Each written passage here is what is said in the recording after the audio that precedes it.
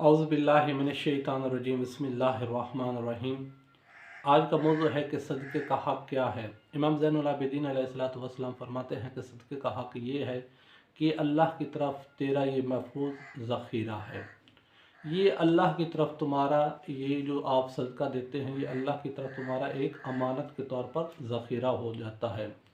जब आप इस दुनिया से जाएंगे तो अल्लाह इसका आपको बदला देगा। फिर इमाम ज़ैनुल आबिदीन अलैहिस्सलातु वस्सलाम फरमाते हैं जो तुम सदका देते हो ये सदका आपको दुनिया में यानी बलाओं और मुसीबतों से दूर करता है, लेकिन ये आखिरत में आपको जहन्नम की आग से भी दूर करेगा।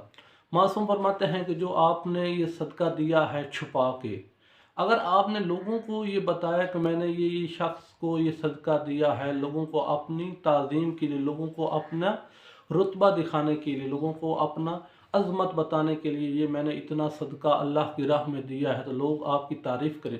मासूम फरमाते हैं फिर लोग आपकी तारीफ़ नहीं करेंगे बल्कि लोगों की नज़रों में आप गिर जाओगे। फिर मासूम फरमाते हैं अगर आपने ये सदका छुपा कर दिया तो इसमें आखिरत में भी आपको अजर मिलेगा और इस दुनिया में भी आपको इसका अजर मिलेगा। फिर मासूम फरमाते हैं अगर आपने सदका दिया तो ये एक तरफ से आपका हाथ होता है, दूसरी तरफ अल्लाह का हाथ। जो यतीम मस्कीन को जिसको आप देते हैं सदका वो उसको नहीं दे रहे हैं बल्कि आप अल्लाह की तरफ वो अमानत दे रहे हैं। ये अमानत आपको उस दिन मिलेगी जब अल्लाह के आप अल्लाह की बारगाह में हाजिर होंगे, वहाँ इसका आपको अजर मिलेगा। अल्लाह हमें सदक़े की हक़ अदा करने की तौफ़ीक़ अता फ़रमाए। अस्सलामु अलैकुम व रहमतुल्लाहि व बरकातुहू।